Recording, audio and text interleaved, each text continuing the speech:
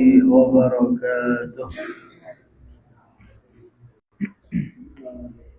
إن الحمد لله نحمده ونستعينه ونستغفره ونعوذ بالله من شرور أنفسنا ومن سيئات أعمالنا. من يهده الله فلا مضل له ومن يضلل فلا هادي له. وأشهد أن لا إله إلا الله وحده لا شريك له. وأشهد أن نبينا محمدا عبده ورسوله. رب اشرح لي صدري ويسر لي أمري واحلل عقدة من لساني يفقهوا قولي. اللهم انفعنا بما علمتنا وعلمنا ما ينفعنا وزدنا علما ya rabbal alamin.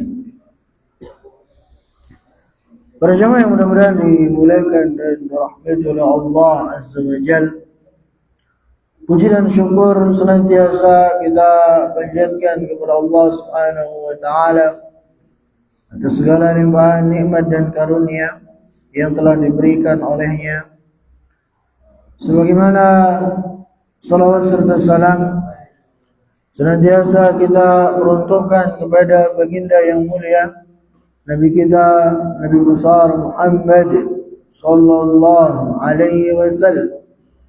Begitu pula kepada keluarga beliau, kepada sahabat-sahabat beliau, kepada orang-orang yang selalu berusaha mengikuti dan menapaki jejak beliau hingga akhir zaman kelak. Para jamaah yang ulun muliakan, pada kesempatan ini kita akan melanjutkan pembahasan kita dari kitab Riyadhus Shalihin.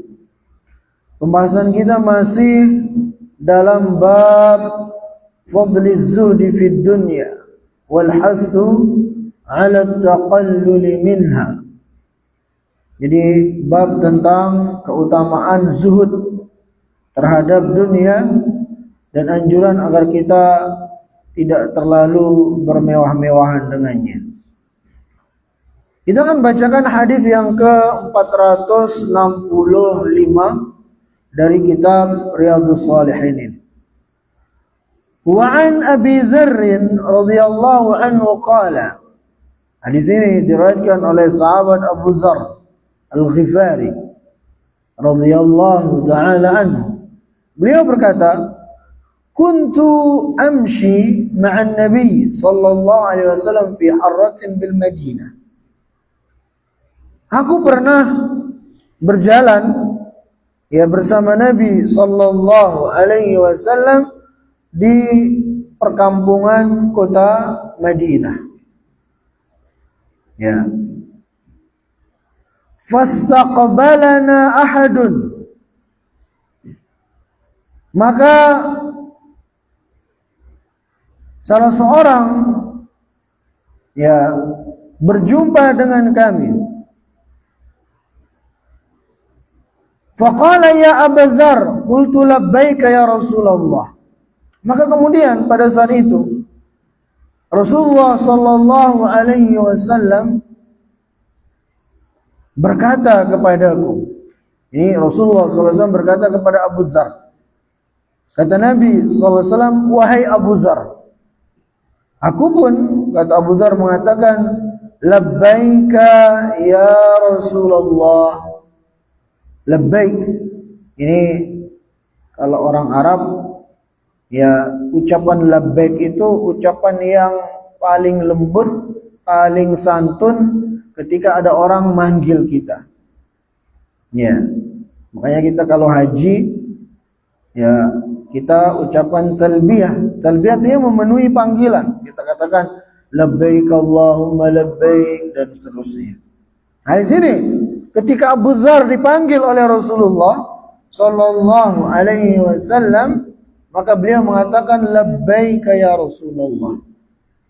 Aku memenuhi panggilan Anda wahai Rasulullah sallallahu alaihi wasallam. Faqala, maka kemudian Rasulullah sallallahu alaihi wasallam bersabda, ma yasurruni anna indi mithla Uhudin hadha dhahaban tamdi alayya 3 ayyam wa indi minhu dinar illa syai'un ursiduhu lidainin. Kata Nabi sallallahu alaihi wasallam kepada Abu Dzar, wahai Abu Dzar, sungguh ya sesuatu yang tidaklah menyenangkan bagiku ya ketika aku memiliki beberapa uang dinar, lantas uang dinar itu menetap ya nginep berada di rumahku selama 3 hari ya. Jadi maksud Nabi SAW, beliau itu kalau ada uang, ada duit di rumah beliau, biasanya nggak sampai 3 hari. Ya.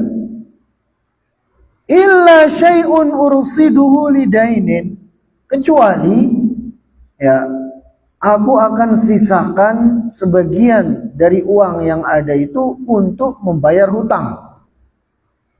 Tapi ketika nggak ada hutang, aku ya nggak ada 3 hari, melainkan sudah aku ya habiskan. Untuk apa? Illa aqulu bi fi ibadillahi hakadha wa hakadha. Jadi melainkan ya uang yang ada di rumahku itu aku akan berikan kepada hamba-hamba Allah ini begitu. Ya. Jadi ini menunjukkan kepada kita para jamaah yang ulun muliakan, di antara kebiasaan Nabi sallallahu alaihi wasallam, beliau tuh harta yang ada di rumah beliau itu ya lewat begitu saja. Ya. Enggak lebih dari 3 hari berada di rumah beliau, melainkan beliau sudah sedekahkan. Ya, diberikan kepada orang-orang yang membutuhkan. Kecuali kalau ada hutang yang akan dibayar beberapa hari ke depan, maka beliau simpan untuk membayar hutang tersebut.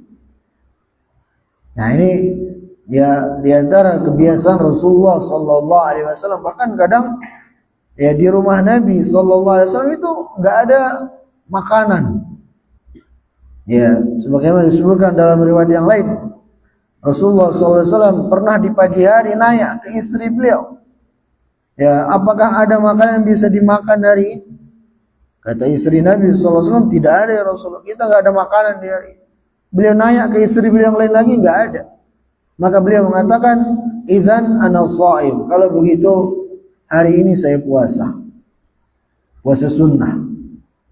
Nah, seperti itu ya kondisi rumah tangganya Rasulullah sallallahu alaihi wasallam. Sebenarnya Nabi kita sallallahu alaihi wasallam kalau mau kaya itu mudah. Ya. Tapi bagi beliau harta itu ya lewat begitu saja. Enggak lebih dari 3 hari sudah disedekahkan begitu. Nah,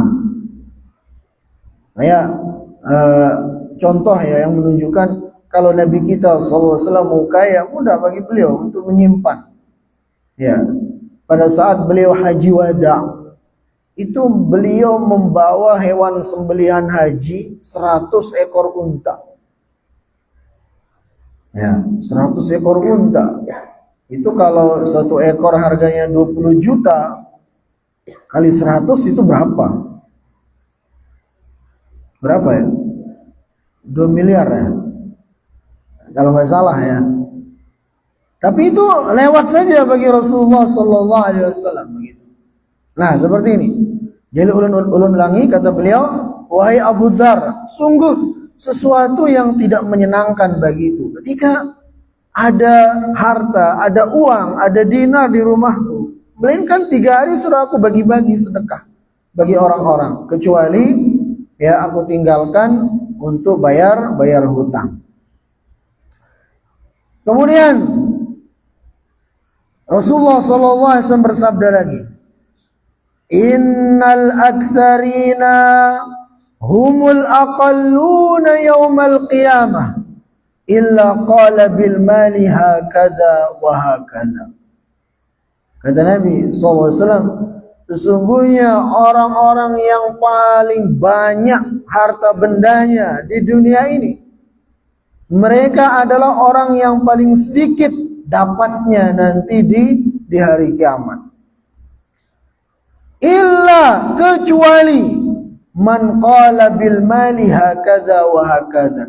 Kecuali orang yang ketika diberikan harta di dunia ini, dia gunakan untuk dia bersedekah, dia kasih ini, dia kasih itu. Maka kalau seperti itu kondisinya, ya di dunia dia kaya raya, di akhirat juga nanti akan kaya raya. Tapi kalau di dunia ianya kaya raya, ya hartanya melimpah ruah, tapi orangnya pelit, kikir, bakhil, pengasit, maka nanti di akhirat dia akan menjadi orang yang paling miskin. Ya, ini jar Nabi Sallallahu Alaihi Wasallam. Dalam hadis yang lain juga, ya Rasulullah Sallallahu Alaihi Wasallam bersabda, sesungguhnya orang yang paling banyak kenyangnya di dunia ini adalah orang yang paling banyak laparnya di akhirat. Ya. Nah kemudian Rasulullah Sallallahu Alaihi Wasallam bersabda, wa qalilum mahu, dan sedikit orang-orang yang seperti itu, yang dikasih harta benda, dikasih ya duit, ya harta yang melimpah ruah, tapi itu dia gunakan untuk berinfak, bersedekah, untuk membantu saudaranya. Maka orang seperti ini dia akan menjadi orang yang kaya raya di dunia dan di akhirat. Tapi sedikit orang-orang seperti itu, kata Nabi Sallallahu Alaihi Wasallam. Thumma qala li, kemudian Abu Dzar mengatakan, setelah itu Rasulullah Sallallahu Alaihi Wasallam bersabda kepadaku, makanaka la tabrah hatta atika. Wahai Abu Dzar, engkau diam di sini, jangan kemana-mana sampai aku datang kepadamu, kata Nabi Sallallahu Alaihi Wasallam kepada Abu Dzar. Thumman talaqa fi sawadil lail hatta tawara fasami'tu sautan qad irtafa'a. Jadi ini di malam hari kisahnya. Ya, jadi kata Nabi Sallallahu Alaihi Wasallam, wahai Abu Dzar, engkau diam di sini, saya mau pergi sebentar, jangan engkau kemana-mana sampai saya balik lagi. Kemudian Nabi SAW pergi ke kegelapan malam. Kata Abu Dzar, saya pun mendengar ada suara ya yang tinggi. Fatakhawwaftu an yakuna ahadun arada li Nabi SAW faratu an atiyahu. Maka aku pun khawatir, jangan-jangan terjadi sesuatu dengan Nabi SAW di kegelapan malam itu. Aku pun ingin mendatangi Nabi Sallallahu Alaihi Wasallam. Jangan-jangan ada yang mengganggu beliau, karena ada suara kayak suara teriakan gitu. Fadzakartu qaulahu la tabrah hatta atika. Tapi kata Abu Dzar, ketika aku ingin menyusul Nabi SAW, aku ingat kata beliau, wahai Abu Dzar, engkau diam di sini, jangan kemana-mana sampai aku balik lagi. Falam abrah hatta atani. Aku pun diam di tempatku, kata Abu Dzar, sampai kemudian Rasulullah Sallallahu Alaihi Wasallam datang kepadaku. Kemudian fakultu, aku pun mengatakan kepada Nabi Sallallahu Alaihi Wasallam yang baru datang, laqad sami'tu sautan takhawwaftu minhu fadzakartu lahu. Wahai Rasulullah Sallallahu Alaihi Wasallam, tadi ketika Anda pergi ke kegelapan malam itu, aku mendengar kayak ada suara teriakan. Aku khawatir telah terjadi apa-apa terhadap Anda ya Rasulullah sallallahu alaihi wasallam. Maka Nabi sallallahu alaihi wasallam bersabda, "Wa hal sami'tahu?" Wahai Abu Dzar, apakah kau dengar suara tadi itu? Qultu na'am. Kata Abu Dzar, ya, saya dengar ya Rasulullah. Qala dzaka Jibrilu atani. Kata Nabi sallallahu alaihi wasallam, barusan suara yang kau dengar itu adalah ya Jibril sedang datang kepadaku. Faqala, kemudian malaikat Jibril berkata kepadaku, man mata min ummatika la yushriku billahi syai'an dakhalal jannah. Jadi kata malaikat Jibril kepada Nabi SAW, wahai Rasulullah SAW, siapapun yang mati dari umatmu, siapapun yang wafat dari umatmu, dan dia wafat dalam kondisi tidak pernah menyekutukan Allah, tidak pernah berbuat kesyirikan, mati dalam keadaan bertauhid, dakhalal jannah, maka dia pasti akan masuk surga. Syaratnya apa? Jangan syirik, jangan nyekutukan Allah, tauhidkan Allah, esakan Allah, dan mati dalam keadaan tauhid itu, maka dakhalal jannah, pasti akan masuk surga. Kata Jibril kepada Nabi kita sallallahu alaihi wasallam, qultu, aku pun berkata, kata Nabi sallallahu alaihi wasallam, wa in zana wa in saraq, walaupun ianya itu ya pernah berzina, pernah mencuri. Qala wa in zana wa in saraq, kata malaikat Jibril, iya, walaupun ianya itu pernah berzina, pernah mencuri, maka ya dia akan masuk surga. Muttafaqun alaih. Hadis ini sahih, diriwayatkan oleh Imam Bukhari wa Muslim. Nah, para jamaah yang mudah-mudahan dimuliakan dan dirahmati oleh Allah Azza wa Jalla, dari hadis yang mulia ini ada beberapa pelajaran-pelajaran yang bisa kita simpulkan. Pertama, hadis ini menunjukkan kepada kita tawadhu'un Nabi ma'a ashabi wa adamu tarafuhi ala ahadin minhum. Hadis ini menunjukkan kepada kita bagaimana ketawaduannya Rasulullah sallallahu alaihi wasallam. Di mana beliau ya jalan bareng bersama para sahabat tanpa ada pengawal, tanpa ada siapa-siapa. Ya. Ini menunjukkan tawadunya beliau sallallahu alaihi wasallam. Kan tadi ketika beliau ya menuju ke kegelapan malam, beliau sendiri. Ya, sekaligus ini menunjukkan tawadu dan pemberaninya Rasulullah sallallahu alaihi wasallam.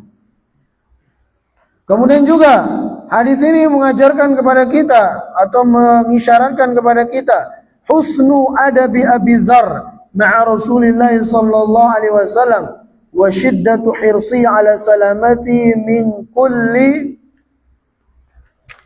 makruhin.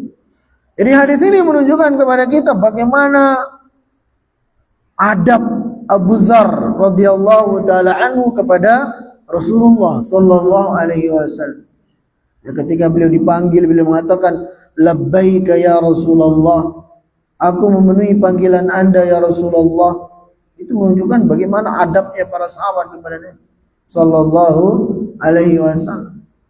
Ya, demikian juga kita harusnya beradab kepada Rasulullah sallallahu alaihi wasallam. Ya, salah satu cara kita menunjukkan adab kepada Nabi sallallahu alaihi wasallam adalah dengan kita beradab kepada hadis-hadis beliau. Ya. Begitu pula hadis ini menunjukkan kepada kita tentang bagaimana kekhawatiran Abu Dzar Al-Ghifari terhadap keselamatan Rasulullah sallallahu alaihi wasallam. Ya, di mana ketika ada suara teriakan, Abu Dzar khawatir jangan-jangan terjadi sesuatu kepada Nabi sallallahu alaihi wasallam. Ini menunjukkan bagaimana besarnya rasa cinta para sahabat kepada Rasulullah sallallahu alaihi wasallam. Kemudian juga hadis ini menunjukkan kepada kita tentang al-haddu 'alal infaq fi sabilillah wa 'adamu kanzil amwal. Anjuran agar kita berusaha dengan harta benda yang Allah berikan kepada kita itu kita gunakan untuk berinfak fi sabilillah. Ya, sebagaimana disebutkan dalam hadis tadi. Ya, sebagaimana yang sudah dipraktikkan oleh Rasulullah sallallahu alaihi wasallam. Mungkin kita tidak bisa seperti Nabi sallallahu alaihi wasallam yang harta benda beliau itu biasanya enggak sampai 3 hari ada di rumah beliau. Ya, mungkin kita tidak bisa seperti beliau karena memang keimanan kita jauh di bawah beliau. Tapi setidaknya kita ada usaha untuk berinfak, untuk bersedekah. Ya, ada usaha ke sana. Demi apa? Demi untuk keselamatan kita. Ya, nah dalam hadis tadi itu kata Nabi sallallahu alaihi wasallam, orang yang paling banyak harta bendanya di dunia adalah orang yang paling miskin nanti di akhirat. Kecuali siapa? Kecuali yang banyak bersedekah, banyak berinfak dengan harta bendanya itu. Ya, maka dia selain kaya di dunia akan kaya juga nanti di akhirat. Tapi syaratnya senang berinfak, senang sedekah. Wa adamu kanzil amwal. Begitu pula hadis ini menunjukkan kepada kita tentang ancaman bagi orang-orang yang menumpuk-numpuk harta. Ya. Menumpuk-numpuk harta sehingga dia terlalaikan dari akhirat. Seperti yang Allah firmankan, alhaakumut takatsur. Sungguh telah melalaikan kalian at-takatsur.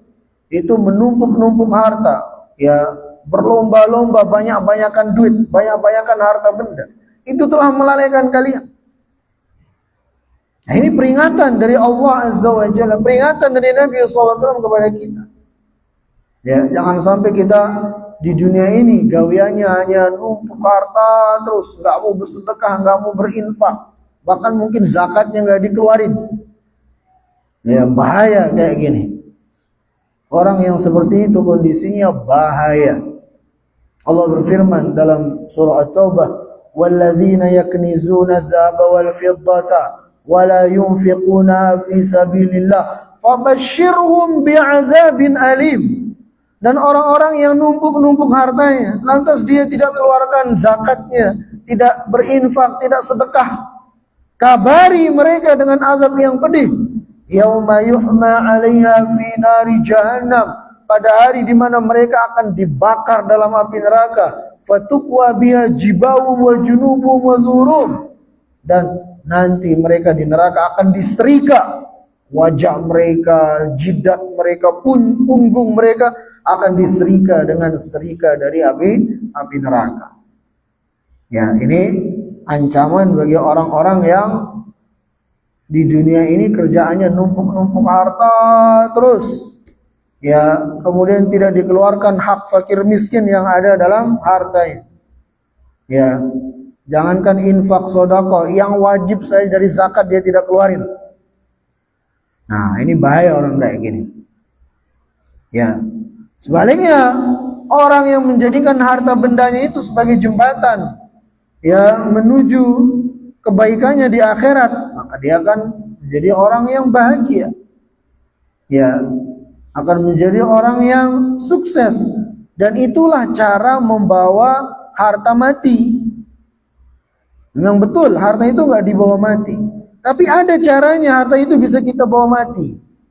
Dengan cara kita sedekahkan, kita infakkan. Ya, Rasulullah SAW bersabda, yaqulu ibnu Adam mali mali. Anak Adam mengatakan, ini hartaku, itu hartaku.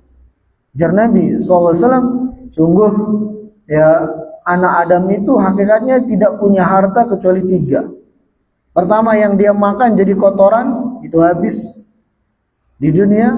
Kemudian yang dia pakai dari pakaian lusuh, rusak, habis di dunia. Kemudian yang ketiga, apa yang dia infakkan fi sabilillah, itu yang akan terus nemenin dia di kuburannya, di akhirat, sampai ya dia ditemani sehingga masuk ke dalam surganya Allah Azza wa Jalla. Ini ya cara kita membawa harta mati, itu dengan cara diinfakkan dan disedekahkan. Adapun yang kita tumpuk-tumpuk, ya, bahkan kita takut kehilangan, ya, sehingga tidak diinfakkan, disedekahkan, maka itu akan kita cepat atau lambat, kalau kita nggak meninggalkannya, maka harta itu yang akan duluan habis. Ya, sehingga nanti dari kiamat urusan kita panjang lebar, ya, hisabnya. Karena khusus harta itu pertanyaannya ada 2. Dari mana kita dapatkan dan kemana kita gunakan dan belanjakan. Ya, makanya Ali bin Abi Thalib pernah ditanya oleh seorang, ya, tabi'in atau yang lainnya, mengatakan, wahai Ali, sifati kepadaku dunia ini dengan kata-kata yang ringkas. Maka kata Ali bin Abi Thalib, ad-dunya halaluhu hisab wa haramuhu azab. Dunia itu yang halalnya akan memperpanjang proses hisab seseorang, dan yang haramnya akan menjadikan orang itu diazab. Ya. Nah, kemudian para jamaah yang mudah-mudahan dimuliakan dan dirahmati oleh Allah Azza wa Jalla, hadis ini juga menunjukkan kepada kita jawazu hifdzil mal li sahibi dainin ghaib aw li ajli wafa'i dainin muajjal hina yahul, lianna wafa' dain muqaddamun ala sadaqati tatawwu'. Jadi hadis ini mengajarkan kepada kita tentang bolehnya seorang itu menyimpan harta, khususnya tatkala dia akan gunakan untuk bayar hutang. Ya, kenapa? Karena bayar hutang itu hukumnya wajib, sedangkan infak sedekah hukumnya sunnah. Maka tentunya yang wajib harus didahulukan daripada yang sunnah, begitu. Nah, jangan sampai saking semangatnya bersedekah misalnya habis duitnya, hutangnya nggak kebayar, salah kayak gitu. Ya, bayar dulu hutang-hutangnya karena itu hukumnya wajib. Ya, nah kalau ada lebihnya silakan mau sedekah, mau berinfak, nggak masalah, begitu. Ya, begitu pula ya para jamaah kalau dimuliakan. Pada dasarnya tidak salah juga kita nyimpan harta, ya untuk keturunan kita, misalnya tatkala kita wafat, ya sudah ada harta yang kita tinggalkan untuk mereka, itu sesuatu yang dianjurkan juga. Makanya pernah, kalau ulun tidak salah, sahabat Amr bin As, ya, beliau pernah sakit parah. Maka tatkala dijenguk oleh Nabi sallallahu alaihi wasallam, kata Amr bin As, "Wahai Rasulullah sallallahu alaihi wasallam, ya, Anda tahu saya ini orang yang kaya raya. Ya. Dan saya tidak punya anak kecuali satu, perempuan. Maka ya Rasulullah, sekarang ini saya ingin mensedekahkan seluruh harta saya." Kata Nabi sallallahu alaihi wasallam, "Jangan seluruhnya. Kalau begitu," kata Amr bin As, "setengahnya ya Rasulullah. Setengah dari harta saya infakkan fi sabilillah." Ya. Kata Nabi sallallahu alaihi wasallam, "Jangan. Ya, jangan. Setengah itu juga masih kebanyakan." Maka Amr bin As mengatakan, "Kalau begitu sepertiganya ya Rasulullah." Kata Nabi sallallahu alaihi wasallam, "Ats-tsuluts wa-tsulusu katsir." Kalau sepertiga ya enggak apa-apa, dan sepertiga itu sudah banyak. Kemudian kata Nabi sallallahu alaihi wasallam, "Innaka antadhara warathataka aghniya khairun min antadharahu 'alatan yatakaffafuna an-nas." Wahai Amr bin al-As, sungguh engkau meninggalkan anak-anakmu dalam keadaan berkecukupan itu lebih baik daripada engkau tinggalkan mereka dalam keadaan miskin kemudian minta-minta sama manusia, begitu. Ini semua menunjukkan kepada kita bahwasanya pada dasarnya menyimpan harta itu bukanlah sesuatu yang haram. Menikmati harta benda yang Allah berikan kepada kita, yaitu sesuatu yang boleh-boleh saja, nggak ada larangannya.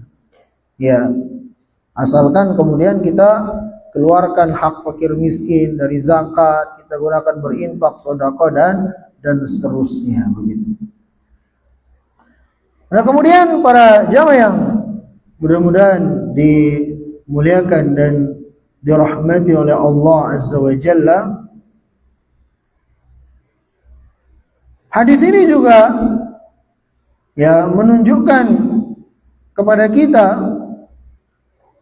tentang istijabatu sahaba ridwanullah alaihim li Rasulillah sallallahu alaihi wasallam wa adamu mukhalafatihi. Menunjukkan bagaimana taatnya para sahabat kepada Rasulullah sallallahu alaihi wasallam. Lihat Abu Dzar tadi itu. Kata Nabi sallallahu alaihi wasallam, "Wahai Abu Dzar, engkau diam di sini. Jangan kemana-mana sampai aku balik lagi." Nah, ketika Abu Dzar kemudian melihat Nabi SAW menuju kegelapan malam, kemudian beliau mendengar ada teriakan Abu Dzar. Ya, khawatir jangan-jangan terjadi sesuatu kepada Nabi SAW. Tapi ketika beliau ingin menyusul Nabi SAW, beliau ingat, Nabi nyuruh saya diam sini, jangan kemana-mana. Maka Abu Dzar tetap berdiri di tempat itu. Menunjukkan apa? Menunjukkan bagaimana taatnya para sahabat kepada Rasulullah Sallallahu Alaihi Wasallam. Begitu. Nah, begitu pula dengan kita seharusnya. Ya, apa yang Nabi SAW perintahkan kepada kita, kita semestinya berusaha untuk mengamalkannya. Begitu pula yang beliau larang kepada kita, semestinya bagi kita berusaha untuk meninggalkannya, begitu. Ya, karena di sanalah letak kebahagiaan seorang hamba tatkala dia taat kepada Allah Subhanahu wa taala dan Rasulnya. Ketika satu umat, ketika seseorang sudah tidak taat kepada nabinya, maka di sanalah kebinasaan dan kekalahan akan menimpanya. Makanya kita ingat perang Uhud. Perang Uhud, kenapa kaum muslimin kalah dalam perang Uhud? Jawabannya karena pasukan pemanah tidak taat kepada perintah Nabi Sallallahu Alaihi Wasallam, begitu. Ya, kata Nabi Sallallahu Alaihi Wasallam, kalian wahai pasukan pemanah, apapun yang terjadi kepada kami di medan perang, karena 70 pasukan pemanah itu diposisikan di bukit Jabal Rumah, namanya sekarang Jabal Rumah. Kata Nabi SAW, apapun yang terjadi kalian jangan tinggalkan bukit ini. Ya, kami menang, kami kalah, kalian gak boleh tinggalkan bukit ini. Maka terjadilah peperangan, kaum muslimin menang awalnya. Ya, maka pasukan pemanah melihat kaum muslimin menang, mereka turun dari bukit itu, tidak mengindahkan pesan Nabi SAW. Maka melihat pasukan pemanah turun dari bukit, Khalid bin Walid yang pada saat itu masih kafir,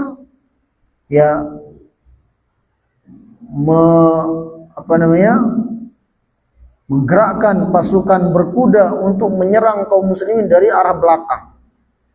Ya, persis dari jalur pasukan pemanah. Ya, sehingga kaum muslimin kocar-kacir dan kalah kemudian. Kenapa? Karena kesalahan dari pasukan pemanah, begitu. Ini contoh nyata di zaman Nabi SAW bagaimana tatkala umat itu sudah tidak taat kepada Nabi SAW, maka tunggu kehancuran. Ya, nah itu. Jadi kembali ke hadis ini, bahwasanya hadis ini menunjukkan kepada kita bagaimana ketaatan dari Abu Dzar radhiyallahu taala anhu terhadap perintahnya Rasulullah sallallahu alaihi wasallam. Kemudian juga para jamaah yang mudah-mudahan dimuliakan dan dirahmati oleh Allah Azza wa Jalla, dari bagian yang terakhir dari hadis ini itu ucapan Jibril alaihi salam kepada Nabi kita sallallahu alaihi wasallam, bahwasanya barang siapa yang mati dari umatmu dalam keadaan tidak berbuat kesyirikan, dia pasti akan masuk surga. Ini menunjukkan kepada kita tentang keutamaan dari tauhid, mengesahkan Allah dalam beribadah. Ya, jadi syarat utama, syarat pokok, syarat inti untuk bisa masuk surga itu adalah tauhid. Ya, tauhid, jangan berbuat syirik, jangan sekutukan Allah dengan makhluknya. Mati dalam keadaan bertauhid, itu syarat utama masuk surga.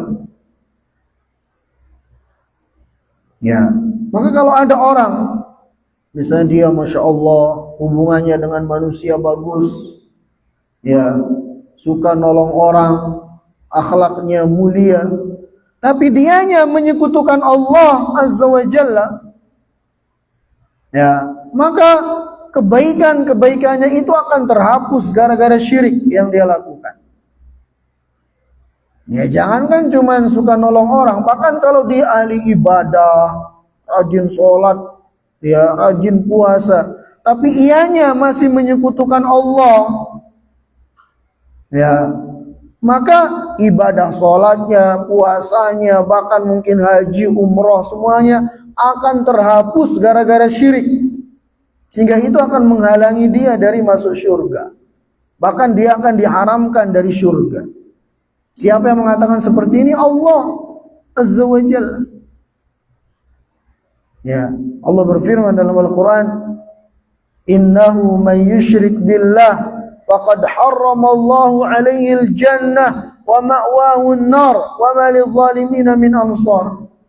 Sesungguhnya orang-orang yang berbuat kesyirikan, Allah haramkan bagi dia surga, tempat kembalinya adalah neraka, dan tidak ada penolong bagi orang-orang yang mati dalam keadaan berbuat syirik. Na'udzubillah. Nah, ini bahayanya syirik itu para jamaah yang Allah muliakan.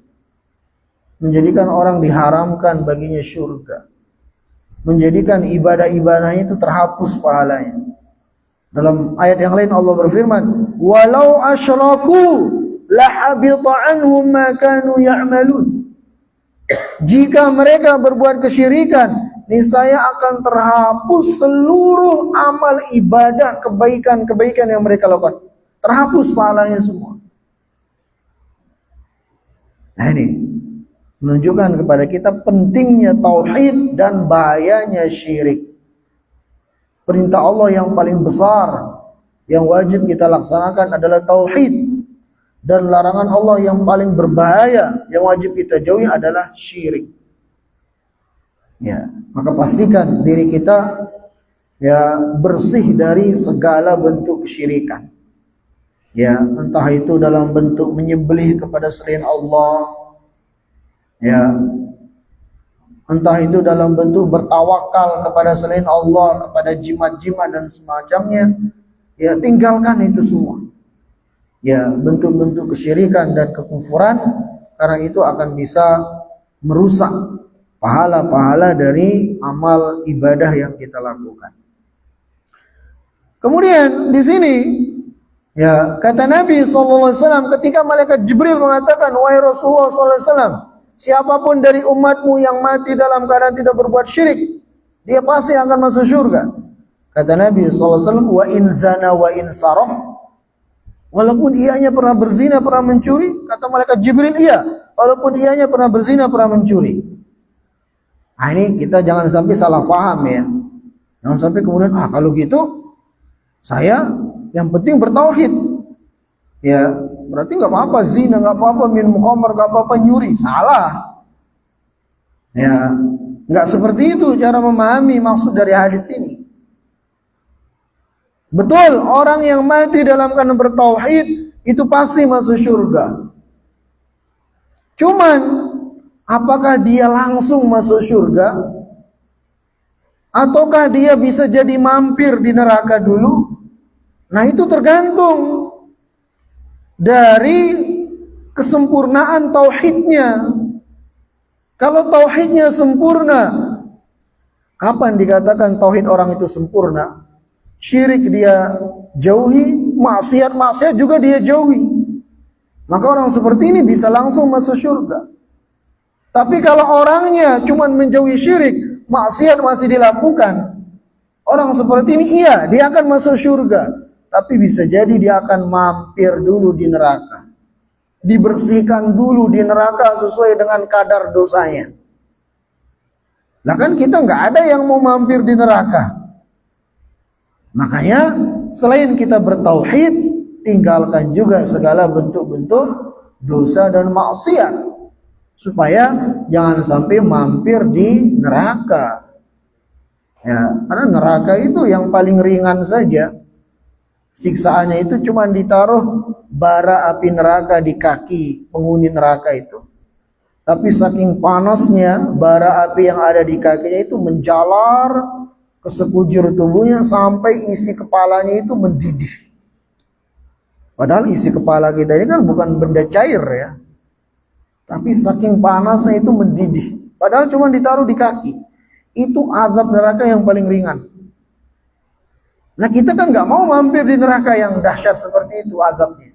Makanya kita selain kita berusaha mentauhidkan Allah Subhanahu wa taala, juga kita tinggalkan segala bentuk dosa dan maksiat. Ya, dari zinanya, dari khamarnya, dari mencuri, ya, dari menipu, dari makan riba dan semuanya tinggalkan. Ya, supaya kita tidak terancam nanti mampir di neraka begitu. Nah, itu dia beberapa kesimpulan-kesimpulan yang bisa kita ambil dari hadis yang ke-465 ini. Kemudian selanjutnya hadis yang ke-466,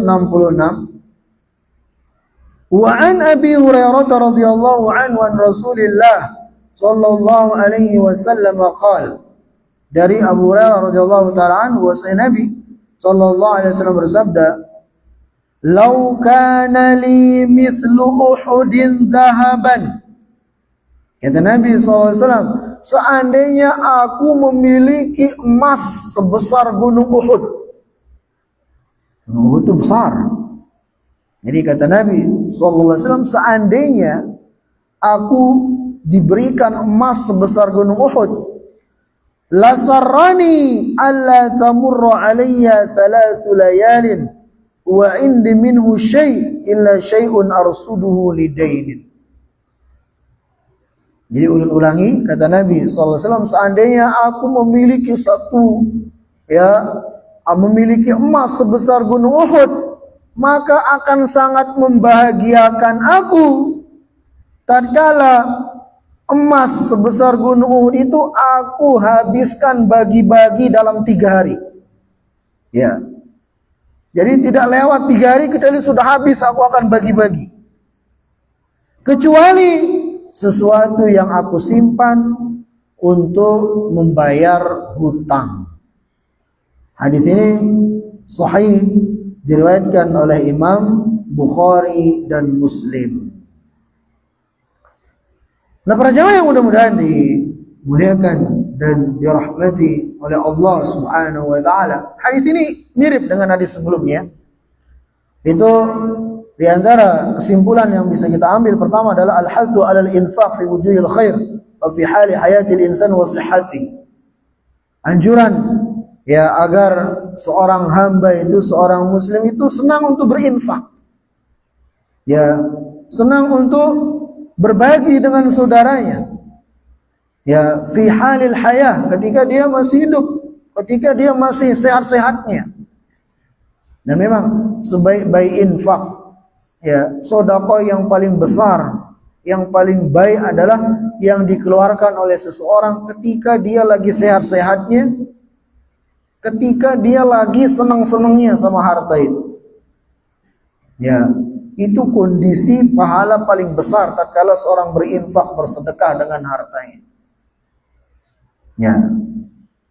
Ini Nabi SAW telah mencontohkan kepada kita. Bahkan kata beliau, seandainya beliau punya satu emas sebesar gunung Uhud, beliau tidak akan berlalu 3 hari, melainkan beliau akan infakkan semuanya.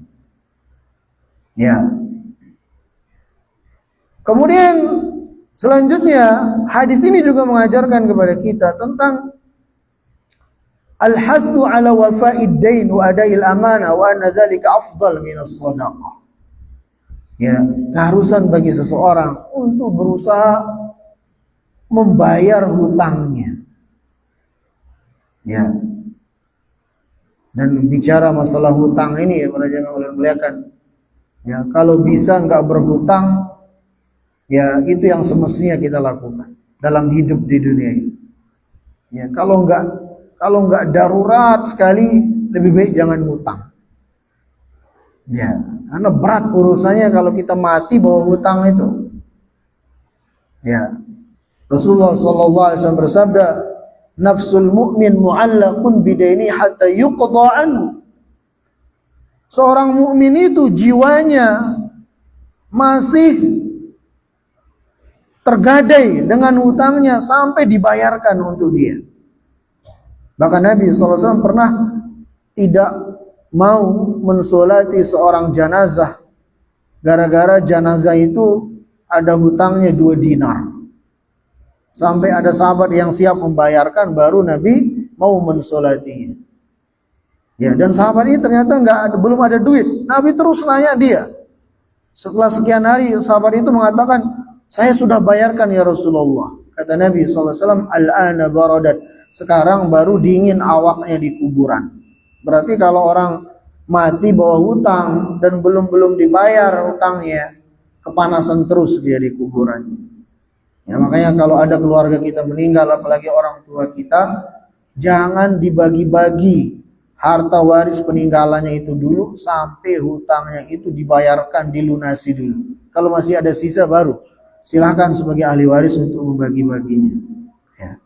Demikian yang ulun bisa sampaikan. Mudah-mudahan sedikit ada manfaatnya. Wassalamualaikum warahmatullahi wabarakatuh. Subhanallah.